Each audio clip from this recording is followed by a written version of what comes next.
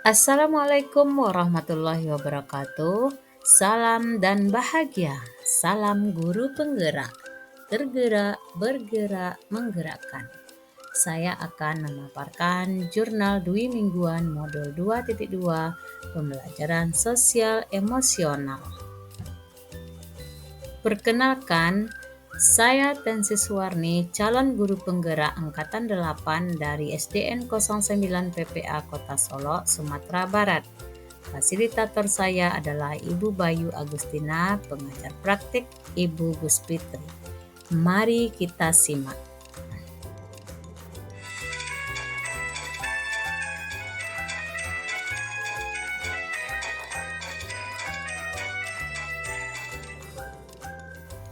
Model refleksi Driscoll didapati dari refleksi yang digunakan pada praktis klinis Driscoll NT 2001. Model ini dikenalkan dengan model Watts. Deskripsi dari peristiwa yang terjadi. Apa yang terjadi?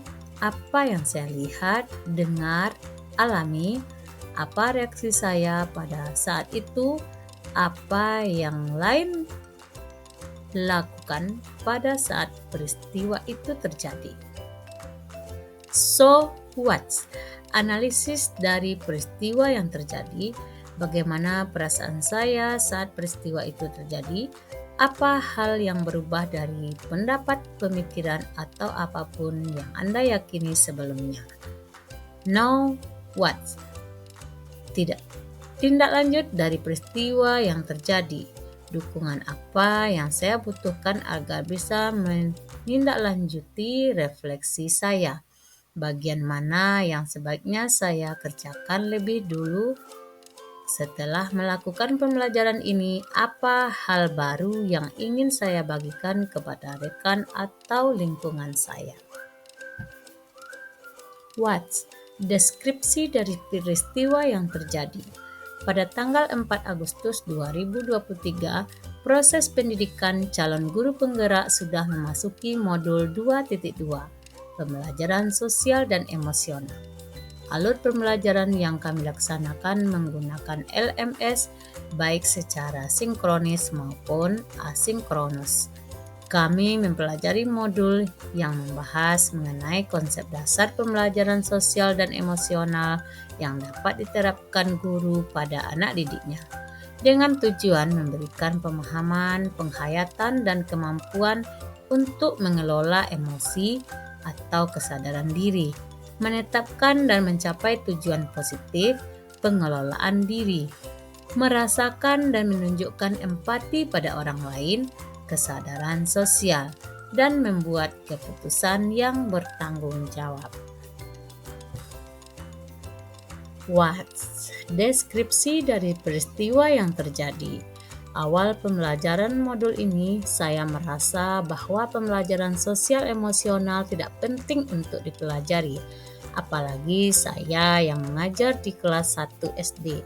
Namun setelah melalui proses pembelajaran yang dimulai dari diri dan eksplorasi konsep, saya mulai memahami pentingnya memiliki kompetensi sosial emosional. Ini baik untuk guru maupun murid.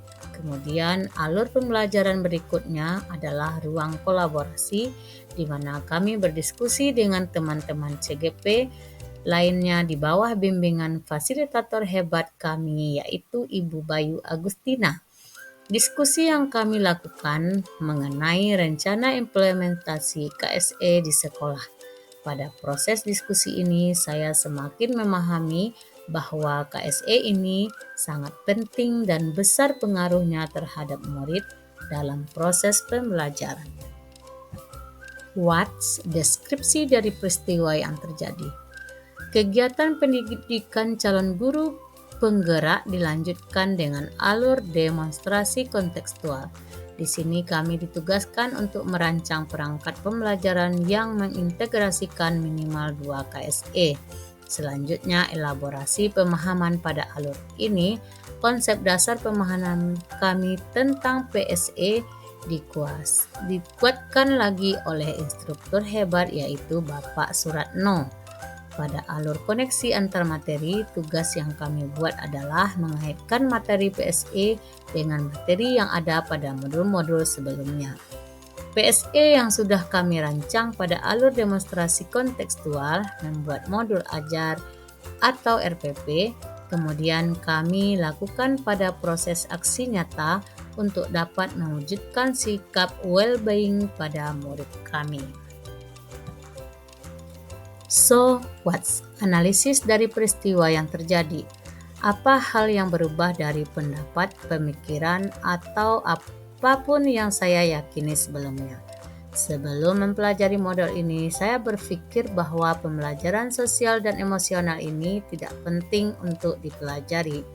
Saya menganggap bahwa PSE ini lebih baik diajarkan oleh guru yang khusus dalam bidang PSE, yaitu guru BP.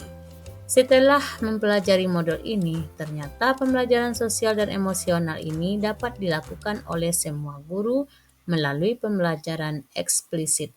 Pembelajaran yang terintegrasi dalam praktik mengajar PSE ini sangat penting, tidak hanya dimulai saat di SD saja, tetapi saat TK atau PAUD sudah bisa diterapkan demi berkembangnya karakter baik dalam diri murid-murid kita.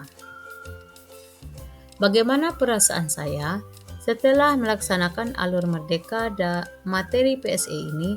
Saya merasa senang dan bersyukur sekali karena dapat belajar ilmu baru yang sangat bermanfaat bagi diri saya sendiri sebagai seorang guru dan juga bagi murid, rekan sejawat, orang tua murid maupun masyarakat sekitar yang terlibat dalam kegiatan pendidikan di sekolah saya.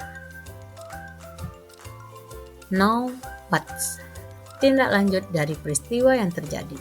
Dukungan apa yang saya butuhkan agar bisa menindaklanjuti refleksi saya? Sebagai bentuk implementasi KSE di sekolah, saya memerlukan kerjasama atau kolaborasi yang baik dengan seluruh pihak atau warga sekolah yang ada di dalam maupun di luar, orang tua, pemangku kepentingan. KSE dapat terwujud apabila iklim dan budaya sekolah secara konsisten dan berkelanjutan melaksanakannya. Bagian mana yang sebaiknya saya kerjakan terlebih dahulu? Saya akan memulai dari diri saya sendiri dengan mengubah mindset saya dan menjadi guru yang well-being dengan terus menciptakan iklim dan budaya positif di sekolah sebaik mungkin, melaksanakan PSE secara konsisten dan kontinu sehingga dapat menginspirasi semua warga sekolah. Apa hal baru yang ingin saya bagikan kepada rekan atau lingkungan saya? Bagi murid saya mulai menumbuhkan KSE ini dengan cara mengintegrasikannya di setiap proses pembelajaran dan juga kegiatan-kegiatan di luar PBM. Bagi rekan sejawat, saya akan membagikan pengetahuan ini dengan menjalin kerjasama yang baik agar PSE ini dapat diterapkan di kelasnya masing-masing. Terima kasih, semoga bermanfaat. Salam guru penggerak, tergerak, bergerak, menggerakkan. Guru bergerak, Indonesia maju.